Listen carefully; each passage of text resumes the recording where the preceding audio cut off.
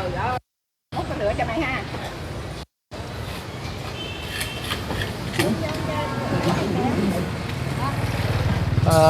Quý vị các bạn thân mến, đây là cái tập tiền trạm thứ hai của chương trình Tiếng Rao 4.0. Và bây giờ mình đang tìm đường đến cái chung cư Hùng Vương để tìm đến nhà cụ Huỳnh, dì Huỳnh thì đúng hơn. Theo mình biết thì dì bán buổi sáng tới trưa, sau giờ trưa là chắc là giờ dì đã về nhà rồi. Mình cũng muốn tới thăm coi xem gia cảnh của dì thực sự ở nhà như thế nào, rồi cũng để chia sẻ với quý vị các bạn. Đó. Còn quyết định thì đã quyết định rồi, trong cái tập trước mình cũng đã video trước mình cũng đã chia sẻ là mình sẽ giúp cho dì Huỳnh bán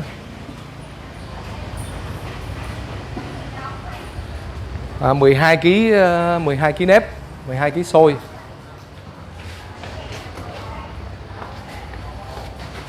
Đây là cái đường lên nhà của dì Huỳnh. Đó.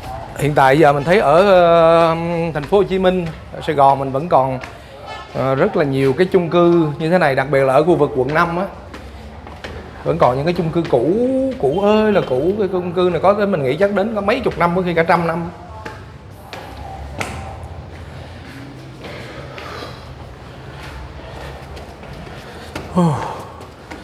Trời ơi, mình đi bộ mà dinh như thế này, tại vì nghe nói là dì Huỳnh là mỗi buổi sáng á,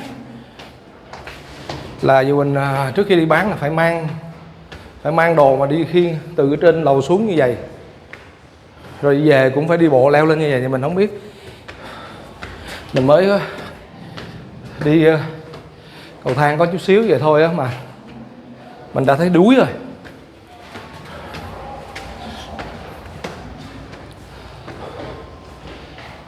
Mấy tầng rồi trời, nhưng mới tầng 3 mà thấy đuôi.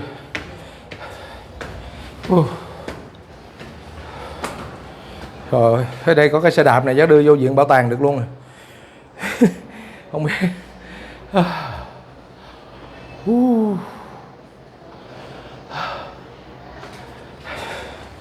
Thở một chút chứ không gì chứ. Rồi. Đây nhà gì? Đây là tầng 4. Trời ơi. Chào con. Nhà cụ Huỳnh đây phải không con? Rồi cảm ơn con.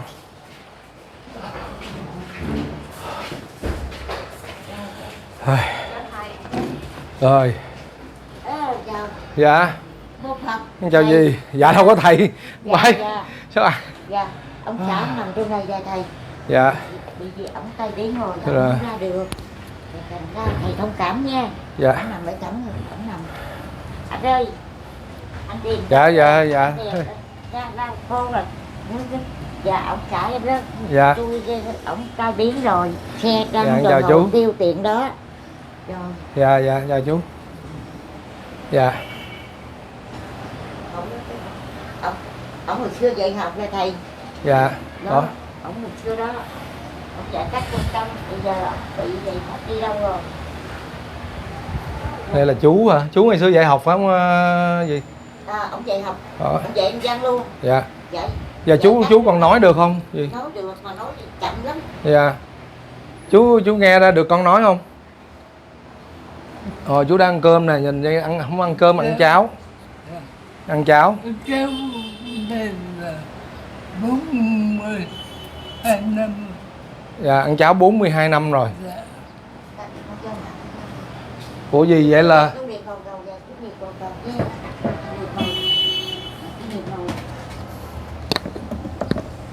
Hôm nay theo quý vị các bạn cũng thấy hôm nay đã đến thăm nhà dì Huỳnh. Hôm qua thì mình đã ra ngoài chỗ cái cửa hàng chỗ bán rồi, hôm nay mình ghé vô thăm nhà dì Huỳnh, nhớ là biết gia cảnh lại muốn vô thăm chú nữa. Đó, chú là ngày xưa thầy giáo mà 40 mấy năm ăn cháo là bị 20 năm. 20 năm. Ông đồn trí rồi đó. Dạ. 20 năm. 20 năm. 15 ông bị 20 năm tai biến, 15 năm đi giày ở trong nhà dấu kích. Bây giờ 5 năm sau giờ ngồi vậy luôn. Dạ. Rồi tiêu tiện lại đây. Dạ. Có bữa ông té gãy xương hàm, dạ. máu chảy mênh mông. Tôi phải đưa bệnh viện Phú Cấp 115 nửa đêm. Dạ. Trời ơi, ông té hoài à, chú ơi, té một cái rầm. Rồi gãy xương hàm, máu me chảy tùm lum. Dạ. Rồi phải đi bệnh viện cứu cấp xe cứu thương. Lúc đó là 2 giờ rưỡi đêm. Dạ. Rồi chở đi vô bệnh viện. Dạ. Bệnh viện rồi sao té hoài à. Bà nói lần sau không gãy xương. Té xương mặt, lần này nặng. Gãy xương hàm, gãy kính. Thành ra tôi thì đi bán rồi. Dạ. Con gái con đưa đi học ra phải phụ bán với tôi, rồi ổng nhà ổng té nữa, Dạ. nằm dài đó. Dạ. Tôi về tôi đỡ không nổi. Dạ. Rồi đi kêu lối sớm á, ở dưới thờ hồ dưới Ừ. bưng lên giùm. Té hoài chú ơi. Dạ. Té hoài. Tôi đi bán nhà cửa không có ai hết. Dạ. Trong ngoài ôi thôi quá mệt, quá đuối chú ơi. Chết. Đây có hai mẹ con à. Rồi À. ổng thì tiêu tiện ở đây rồi vất vả quá. Đây nè chú là chú ngồi cái giường này của chú đó, chú ngồi chú ăn là chú ngủ ở đây luôn hả? Dạ, đó, Gì? nằm Dạ. đó ngủ tại chỗ. Rồi ăn này gì chú vẫn muốn ăn được. Dạ, múc ăn được con tay Dạ. thôi. Đây là cái nhà vệ sinh của chú Dạ, nè. đó, đó. Chắc chắn luôn. Chắc chắn luôn. Đó, đây là cái nhà vệ sinh cái phía đó, cái đó là nhà vệ sinh của chú đó. Rồi, cái nhà đó. Nhà có người bệnh cực quá chú ơi. Nhà có người bệnh. Nó phải chế ra thành một cái ghế rồi xong rồi chế ra vậy luôn hả hay gì? Dạ, dạ, rồi quét cái lỗ. Cái vô để vô. Rồi xong rồi cứ vậy thay Dạ thay đổ vô rồi đem vô. Này, cái cây nè, cái gậy này của chú để chú chống chú nạn chú đi đó đúng không? Hồi xưa Dạ. đi được, giờ đi hết được rồi. Giờ đi hết được luôn rồi. Giờ đi hết được.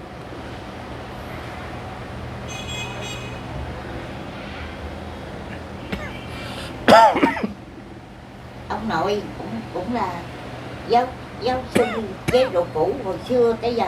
Dạ. Ông mất rồi. Dạ. Rồi chú chồng cũng giáo sư anh văn các trung tâm sinh ngữ. Trọng trệ đeo cái nón gì toàn ten toàn là có dây á. Dạ. Ông chết rồi thờ bằng thờ. Bây giờ gia đình này nhà giáo bây giờ hoạn nạn, nhà giáo hút cháu. Nhà giáo hút cháu. Nhà giáo Anh cháu 20 năm. Nhà giáo giờ hút cháu. Giờ cái thật chú Điền, giờ trong ngoài của mình tôi kiếm được đồng tiền về cơm áo gạo tiền thuốc men điện nước. Dạ. Bây giờ đâu còn ai làm ra tiền đâu. Ổng vậy rồi, con gái vậy rồi. Rồi cháu ngoại đi học. Rồi mót sao có đủ đóng tiền trường. Một tháng 1,4 triệu. Dạ. Rồi tiền điện tháng 600.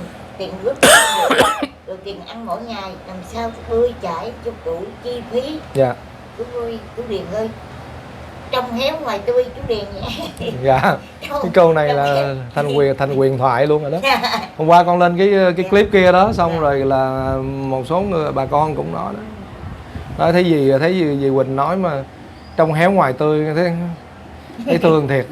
Mà sao mà lạc quan mà vui vậy? Nói chứ giờ sao giờ? Sao giờ?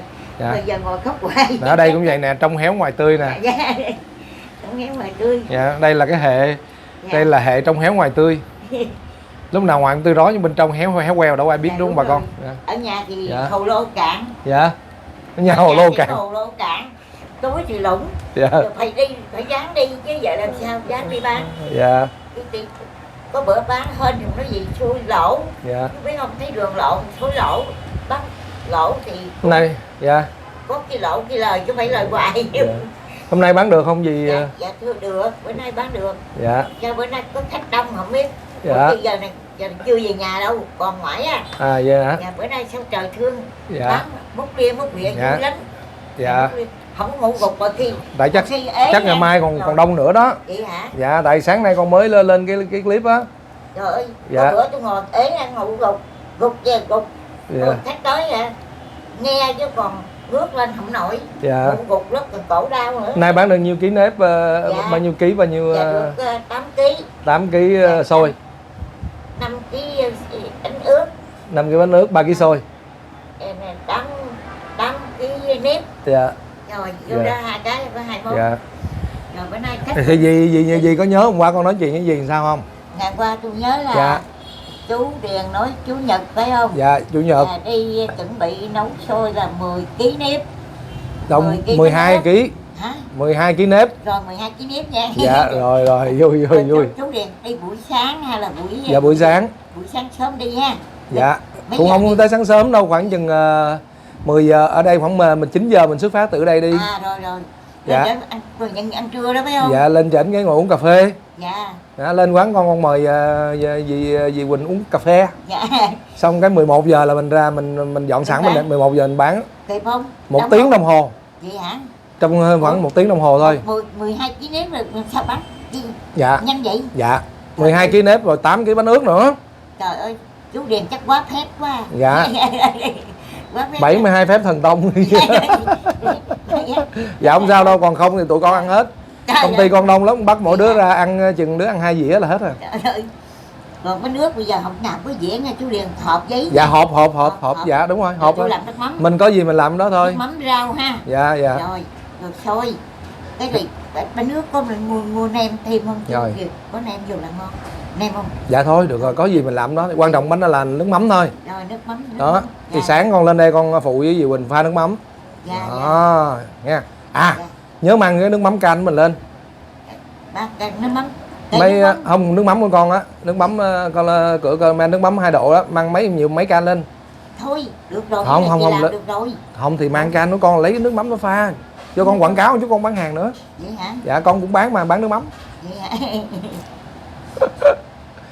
hả? Rồi xong con lên con dì Quỳnh cứ pha trước một hũ đi, con pha hũ. Thể ai mà xui thì ăn nhầm nước mắm của con. Không, bây giờ Tại- làm một lèo hết đi. Dạ làm hè lèo luôn, làm chung ha. Nhưng mà chờ con nha, 9 giờ con về, con lên đây nha. Dạ. Rồi còn là mình cứ chuẩn bị đồ hết. Cái 9 giờ là xong Chú rồi. Điền có làm nước mắm bán nè hả? Trời con biết làm nước mắm chứ. Nước mắm của con ngon lắm. Vậy hả? Dạ.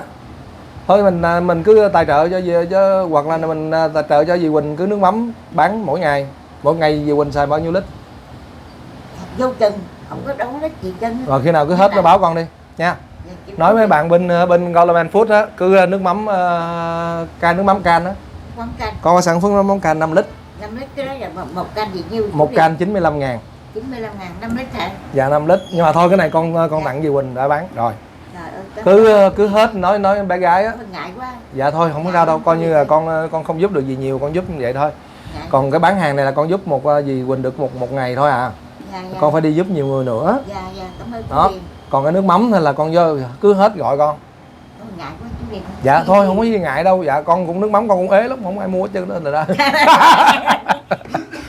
Đó, trong héo ngoài tươi là vậy đó. Dạ nước mắm con bán ế lắm, không ai nó ra tặng không à. Trời ơi, chú Điền nói đồ chú Điền là nổi tiếng rồi. Dạ con nói giỡn thôi chứ nước mắm con cũng bán được, nói chung bà con người ta mua nhiều. Chú Điền. Dạ Chú thưa. nói cho chú ai cũng biết hết trơn. Ai cũng biết. Thiệt hả gì? Không, Dạ. cái bà bán rau tối chú đi lý bán bún bánh nước nè. Dạ. Nói với chú Điền, cái ổng đi phải chú Điền tóc không có tóc không? Dạ, đúng rồi. Đúng rồi, ổng Dạ. cái kính mà không có tóc như thầy chùa đó. Dạ. Như thầy xưa Chết đó. rồi hèn, mà áo vàng nãy vô dì Quỳnh kêu thầy không chết con luôn. Dạ không phải nha, con không có Vậy hả? Cái gì ờ, cái trời cái ông đó hả nổi tiếng rồi nha. dạ. Nổi tiếng đó, Dạ. nổi tiếng nó dữ lắm á. Dạ. Ông ăn hay ra bán là người ta đông lắm. Dạ. Cái này cũng như hết nhiệm màu chú Điền. Dạ cũng không phải tại con làm mà thấy bà con người ta thương á. Dạ. Tại con làm con giúp cho mấy người Dạ. giống như gì vậy đó. Trời ơi. Mất có những người 2 vợ chồng 8 mấy tuổi bán bánh mì dưới Cần Thơ. Dạ. Rồi hai vợ chồng chú bán đá bào ở bên Thủ Đức. Đó dạ khổ lắm nhưng mà cũng bán quân gánh bán bưng thì con thấy cái ấy tới con giúp. Đi ra cảnh. Dạ, với lại quan trọng là mình có nấu nướng rồi đó. Mình có Dạ, tự dạ. tay mình làm á thì cái đó thì cái đó là nó phù hợp với chương trình. Dạ. Còn rất nhiều các cô chú rất là khổ nhưng mà chỉ bán vé số thôi thì mình giúp mình mua vé số hay gì là xong rồi. Dạ. Còn con cái chương trình của con là tiếng rao. Tính ra. Có nghĩa là ngày xưa mình cứ nghe cái tiếng rao á gì. Dạ. Dù ai tàu hũ không, dù vậy á là cái tiếng rao hay ai bánh mì nóng không, rồi ai bánh chưng bánh giò rồi đó là mấy cái tiếng rao đó là ở xưa Sài Gòn mình á, Sài Gòn xưa mình còn là những cái tiếng rao đó nó thân thuộc lắm, cho nên là con muốn làm cái chương trình để vừa giúp những cái người mà buôn gánh bán bưng trên hè phố nè. Cái thứ hai nữa là nhớ lại những cái gợi nhớ những hình ảnh mà những cái người mà buôn bán. Dạ. Dạ. Nó ý nghĩa nó 2-3 ý nghĩa vậy đó. Thành ra con làm mà cũng không ngờ khán giả họ thương quá, họ ủng hộ nhiều lắm. Dạ. Cho nên con là chắc chắn sẽ bán hết. Dạ. Bằng bao nhiêu tiền thì con không biết. Đó, nhưng mà con cũng thưa với dì là dì yên tâm đi, chưa bán là cũng đã có ít nhất 10 triệu rồi. Chưa bán nha. Chưa bán 10 triệu rồi. Chưa bán là Mạnh Thường Quân đã góp, Dạ. hiện tại đã góp hơn 10 triệu rồi. Dạ. Trời ơi, thành thật cảm ơn Dạ. Thường Quân, anh em cộng đồng Dạ. giúp đỡ quan Dạ, tâm. rất nhiều người trong Dạ. cộng đồng rất là tốt, họ không đến được, họ cũng gửi tiền từ xa đến. Dạ. Và đặc biệt là các khán giả ở nước ngoài. Dạ. Dạ. Khán giả nước ngoài là gửi tiền nhiều lắm. Dạ. Chú Điền ơi, sao mà có một lần tôi đi bán, có sao tôi nói vậy? Dạ. Có sao tôi nói vậy? Thì Dạ. cái bữa đó đó, tôi đứng ngoài tôi bán. Dạ. Thì hai cái người đó, một người nam, người nữ. Dạ. Không biết mẹ con hay là con cái hay vợ chồng mình không biết. Dạ. Người nam nữ cái lợi cô bà phải bà Quỳnh không? Dạ. Hay là phải tôi bà Quỳnh. Đây bên chị em bên nước ngoài cộng đồng gom góp để gửi về, nhờ tôi đến đây để đưa cho cô Quỳnh. Thì tôi cũng trong bụng cũng mừng. Dạ. Mừng rồi sao nghĩ tuổi thân mừng. Cái chú Điền ơi, Dạ. chú tôi cầm tờ giấy bự vậy nha. Dạ. Viết chữ nhiều lắm nha. Dạ. Viết chữ nhiều lắm. Thì đồng thời trong đó tôi nhìn thoáng qua tôi thấy 5 triệu ở trong tờ giấy. Bên đây chữ anh em chị em cái chừng đứng tôi nói thôi bà ra đây chụp hình. Dạ. Cũng chụp hình đưa tờ giấy cũng cầm vậy, đưa tôi 500. Dạ. Cái tôi cô cho tôi mượn tờ giấy để tôi coi tên để tôi cảm ơn người ta. Thôi được rồi, bỏ túi rồi, được rồi, vô được có 500 thôi. Dạ. Dạ. Thì cái đó mình không biết. Dạ. Không biết như thế nào, tôi thấy làm lạ quá. Dạ. Cộng đồng gửi về ở từ bên Mỹ về, cộng đồng là tập thể cho là nhiều. Dạ đúng rồi. Dạ. Thì tôi thấy trong tờ giấy rõ ràng 5 triệu. Dạ. Tôi chụp về tôi dòm tôi thấy sao bà tôi có tờ 500 mà. Dạ. Thì tôi ơi cho tôi mượn tờ giấy đi, tôi coi để tôi được cảm ơn người ta. Dạ. Thôi khỏi được rồi, cái bà bỏ túi bà đi lên đi. Dạ. Đó, nhìn bà con nhìn cái bàn tay của dì Quỳnh, Dạ, bà thấy đây. khổ chưa? Cái khổ Đây. lắm. Dạ. Cái bàn tay này là bàn tay của đàn ông chứ không phải là bàn tay của phụ nữ. Vất vả lắm. Đó, mọi người nhìn dì để con coi nha. Đó. Dạ. Đây nhìn cái bàn tay của dì với bàn tay của mình nè. Đó. Mọi người thấy không? Vất vả quá. Đây không? Cái bàn tay này là bàn tay của đàn ông. Đó, coi bàn tay của đàn ông mà vậy nè. Còn bàn tay của phụ nữ mà vậy nữa. Đó này. Ừ. Cái Đó, hai tay coi như là gánh vác. đánh giác gia đình. Đó, gân uống rồi. Vất vả vô Nó cùng. nhìn chỉ cần nhìn bàn tay thôi là mình đã biết là cái cuộc sống của người đó như thế nào. Vì nấm ăn rồi cầm Đó. lông hết trơn. Da nhăn. Ôi. Dạ đúng rồi. Dạ, Cũng lộ. gân nè, coi gân guốc như tay của một người đàn ông. Vất vả lắm chú Điền ơi. Dạ. Tôi nói vất vả, tôi vất vả. Tôi khổ cực cỡ nào mà thương gia đình tự nhiên biến mất hết. Dạ. Coi như lo thương tất chồng con. Dì làm con nhớ mẹ con quá, thiệt luôn á. Dạ. Mẹ con cũng vậy á. Dạ. Kiểu gì kìa cụ, kiểu nói chung là cũng chồng con là trên hết. Dạ, lo gia đình. Dạ, cố gắng là bằng mọi giá Chú là Điền, phải. tôi nói thật chú Điền nha. Dạ. Tôi mua cho chồng cho con miếng ăn miếng uống hay gì tôi đồng tiền tôi không có tiếc. Dạ. Thậm chí tôi cái quần cái áo tôi mua tôi tiếc, không dám mua luôn. Dạ. Rồi tiền đâu để ngày mai ổng ăn uống. Dạ đúng Thuốc rồi. men. Dạ. Rồi thành ra mình nín luôn. Dạ. Rồi răng cỏ tôi trồng tôi không trồng luôn. Dạ. Lại đó để vậy ăn cơm nước trồng đến 5-6 triệu tiền đâu. Dạ. Thành ra tiền để lo cho gia đình, Rồi tiền tội nước nghiệp tiền điện. ăn cơm lúc rộng răng không có luôn. Không có răng luôn. Rồi xe tông mà không dám uống thuốc luôn, đặt rồi uống thuốc đau nhất có 1-2 lần rồi thôi khỏi uống luôn. Trời cũng thương chú Điền. Dạ. Qua tuôn rồi thì cũng thấy trong người cũng đỡ chút mà Dạ. đều đi không được chú Điền. Đi Dạ. ra tôi chưa không có chiếc xe xôi đây nha. Dạ. Tôi đi vậy là không có chiếc xe xôi đi vậy là còn chốt có chiếc xe xôi tôi dịnh. Tôi Nhưng dịnh mà xe đúng rồi, đó. có cái Vậy là coi như con tại vì con tính mua cái xe khác, nhưng mà kiểu cái xe khác thì gì cũng đâu đẩy được đâu. cái Xe nhỏ đó là nó vừa rồi đúng dạ, không? dạ. Rồi buổi sáng là gì khiêng đồ từ trên xuống. Dạ con gái út á, nó bưng tôi lúc mà chưa có bị Rồi con leo bộ không, đi tay không mà con còn thở không nổi. lúc mà tôi chưa bị, Quý vị tin đâu, nói nãy mình đi tay không mà mình thở không nổi, đi tới là tầng thứ 4 là coi như là muốn xỉu rồi. rồi chú Điền nấu xôi sớm lắm nha, 5:30 có rồi. Dạ. Rồi con gái kêu nó dậy bưng từng miếng xuống rồi đẩy vô xe. Dạ. Rồi tôi đẩy vô hết rồi tôi đi lên sách rồi đi đẩy đi là 7 giờ. Dạ. Nấu sớm thành trễ bị đi cái khoảng này nè. Lên 2 tay từng miếng xuống. Dạ. Quý vị các bạn ơi, hôm nay đó mình tới thăm nhà dì Quỳnh rồi đó, thì thấy chắc là cũng mọi người cũng thấy cái gia cảnh này ha. Mặc dù là cái căn nhà chung cư này thì cũng rất là sạch sẽ, nói chung là vì cô chú là là giáo viên, là dân trí thức đó, cho nên là nhà cửa sạch sẽ và tươm tất lắm. Nhưng mà cái hoàn cảnh thì thật sự là rất là bi đát. Chú thì bị như vậy, và còn cô thì là coi như lao động chính đó, để nuôi cả hai đứa con tâm thần. Thì chắc là mình cũng có nghe cô tâm sự rồi đó, một anh con trai học rất giỏi mà bị trời xui đất khiến sao bị tâm thần không hiểu luôn. Rồi còn cô con gái thì là lấy chồng mà chồng bỏ rơi luôn, cuối cùng còn đứa cháu hôm nay là 9 tuổi đó. Một tay là dì Quỳnh, một tay là cụ Quỳnh lo hết. Thì thật ra mà mình biết rồi, nếu mà bà con chúng ta ai mà có gia đình thì mình cũng biết là một tháng là tiền điện, tiền nước, rồi tiền này tiền kia cũng mấy triệu bạc, làm sao mà sống đó. Cho nên là cái gì mình làm được thì mình làm ha, mình cố gắng mình giúp. Mình cũng mong rằng là quý khán giả, những người đã yêu thương Color Man nói riêng và yêu thương cái tiếng rao nói chung, thì sáng chủ nhật này vào lúc đúng 11 giờ sáng chủ nhật này ngày 27 tháng 9 năm 2020 thì chương trình tiếng rao tập tiếp theo sẽ bắt đầu ghi hình. Mình sẽ cùng với cụ Quỳnh cố gắng là sẽ tiếp tục tạo lên một cái kỷ lục mới. Và kỳ này điểm bán thì vì mọi người cũng biết là dì Quỳnh bán ngay ngã tư, ngay chỗ ngã tư đường Nguyễn Trãi với Tảng Đà, mà chỗ đó thì rất là đông, giao thông rất là đông, cho nên là nếu tập trung ở đó chắc chắn là sẽ gây ách tắc giao thông, gây mất an ninh trật tự. Chính vì vậy cho nên mình cũng muốn lắm, chứ nếu bán ở đó chắc đông lắm và vỡ trận nữa đó. Nhưng mà chính vì vậy cho nên thôi mình quyết định là mời dì về cái cửa hàng của mình đó, ở bên chỗ số 177 đường Phan Chu Trinh, phường 13, quận Bình Thạnh đó, sẽ bán ở đó.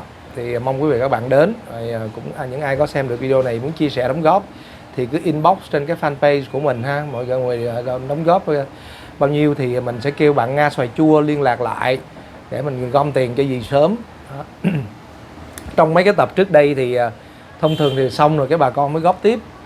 Thì nếu mà bà con góp những cái khoản mà nó nhỏ quá, ví dụ 200, 300, dưới 1 triệu đồng đó, thì mình xin phép mình dồn cái đó lại cho những trường hợp kế tiếp đó. Còn những cái trường hợp mà góp riêng nhiều hơn, ví dụ 1 triệu, 2 triệu thì mình sẽ gom cái đó lại, mình mang lại cho chính chủ đó. Thì mong các bạn thông cảm. Vừa rồi trong mấy tập vừa rồi mọi người góp, mà góp sau chương trình góp 50, 100 ngàn, 200 ngàn thì rất là khó để mình đi gom lại từng ít để đi. Cho nên là mình nghĩ là mình sẽ gom lại những cái khoản tiền mà dưới 1 triệu đồng á, mà sau chương trình đó, sau khi chương trình lên đó thì mình gom cái đó lại, xong mình mang đến mình để dành cho trường hợp kế tiếp nha quý vị các bạn. Mong quý vị các bạn thông hiểu, ủng hộ cho mình. Thôi giờ chắc là hôm nay là một cái ngày rất là đáng nhớ. Hôm nay là ngày 24 tháng 9 năm 2020. Thì mình cũng mới vừa xong cái lễ khánh thành của tòa nhà mới của Điền Quân đó, thì lập tức mình chạy tới đây để mình ghi lại những hình ảnh này để tiếp tục chia sẻ đến quý vị các bạn một cái nhân vật kế tiếp của tiếng rao đó, gia đình của dì Quỳnh ở tại chung cư Hùng Dương. Cháu đi học về chưa? Chưa. 3 giờ đi em, 4 giờ mới về hả? Dạ. Nó dễ thương lắm chú Điền ơi, tội quá. Nó cho bánh cho kẹo giờ nó lấy cho ăn mà mình không ăn, cái đứng nó giận nha, nó giận chưa chị kìa. Nó khóc. Ngoại con ăn con buồn quá. Chú ngày xưa chú dạy tiếng Anh hả chú? Ngày xưa chú dạy tiếng Anh hả? Dạy Anh văn hả?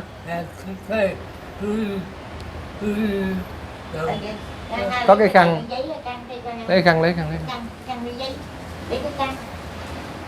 Cô bà ngủ cái khăn. Để con ấy cho đây con. Giờ ổng nói gọn răng hết rồi, nói tiếng Anh tiếng Ô về mượn tôi đi. Đây chú.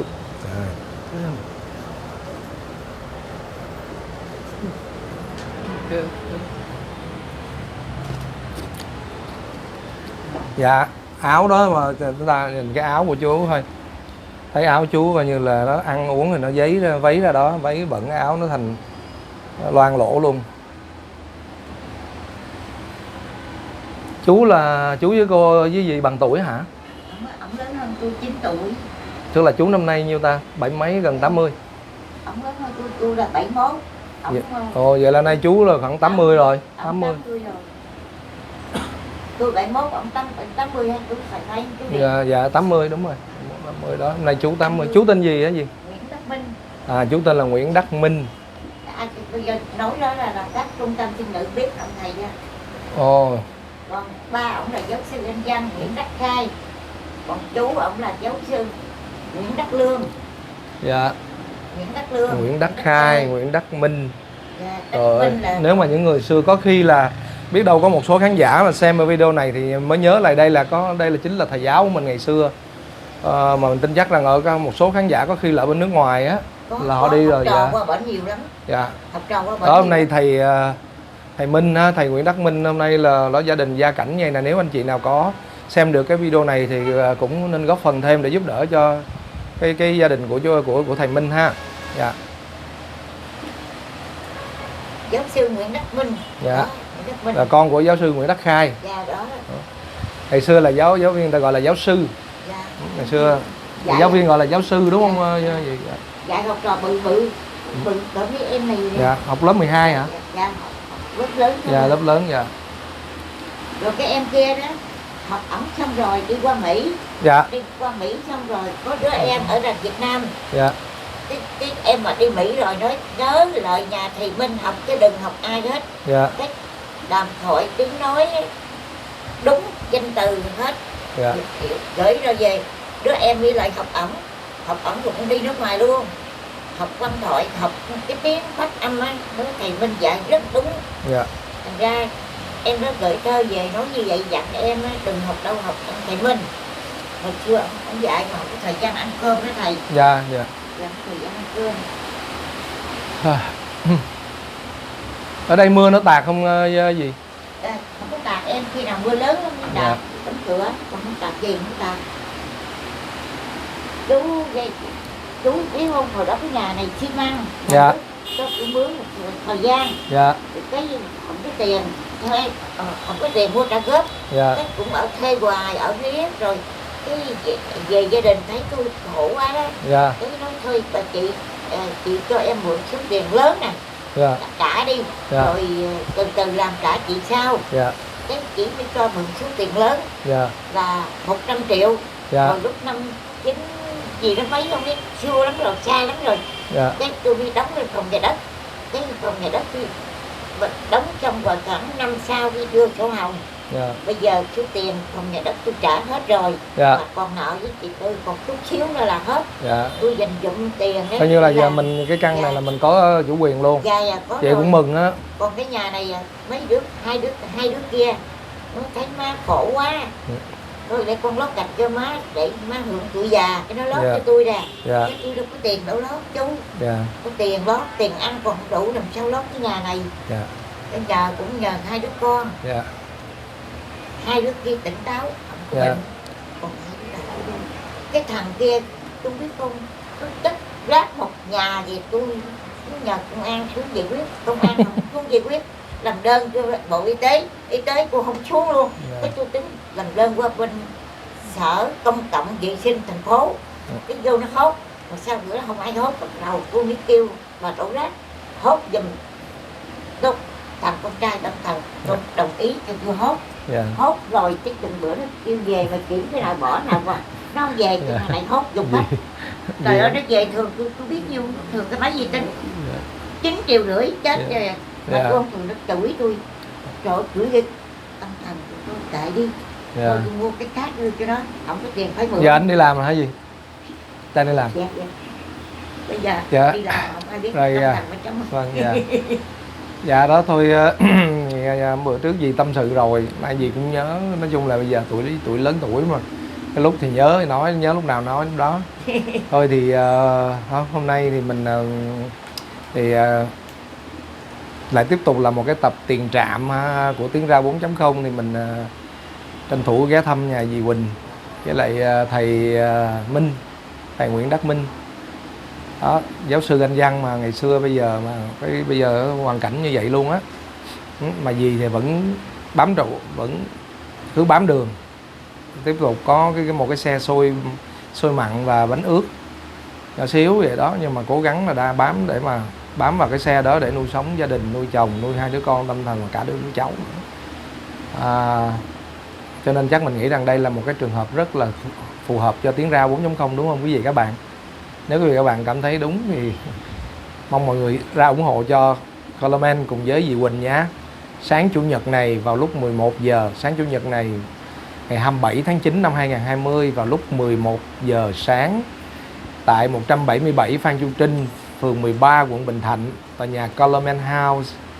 Mình sẽ cố gắng trong vòng 1 tiếng đồng hồ giúp cho dì Quỳnh 12 kg nếp rồi 10 kg bánh ướt. Coleman sẽ làm điều đó như thế nào? Chắc chắn sẽ làm được với sự ủng hộ, với sự đóng góp, với sự chia sẻ, sự đồng hành của tất cả quý khán giả. Rồi đến đây thì mình xin chào tạm biệt. Mọi người nhớ khung giờ nói trên nha. Mình cũng sẽ nhắc đi nhắc lại, nhưng mà mong quý vị các bạn chia sẻ cái video này để đến với thật nhiều những tấm lòng thiện nguyện, những cái nhà hảo tâm để giúp đỡ cho gia đình của cô chú. Xin chào tạm biệt. Chú Việt, nghe nói chú Việt. Dạ. Dạ không sao đâu thầy. Dạ. Bà cứ hoàn thành được cái đứa thầy. Chú nói đó, chú nói hân hạnh được giúp đỡ đó. Dạ không có gì đâu thầy. Đóng tóc. Dạ. Thầy trường nào á. Dạ con không có, con người bình thường, con không có đi tu. Dạ nhưng mà tại cái tóc con nó bị hói á, bị Yeah. dạ. Yeah. Dạ. Nhưng mà cái thầy rất đẹp đấy. Dạ con cảm ơn Dạ, thầy. vâng, Dạ dạ, dạ. Thầy ráng khỏe nha. Dạ. Dạ. Dạ. Tức là thầy Minh, chú Minh vẫn nghe được, nhưng mà chú Minh nói không được vì cái hậu quả của cái tai biến đó, nó vậy đó. Còn sống là tốt lắm rồi đó, chứ còn không là như người khác là cũng tai biến là vậy là đi luôn đó. Nhưng mà nhiều lúc là thật sự mà sau khi tai biến nhiều khi thật sự sống vậy còn khổ hơn nữa, khổ cả mình cả gia đình, rất là nhiều người thân.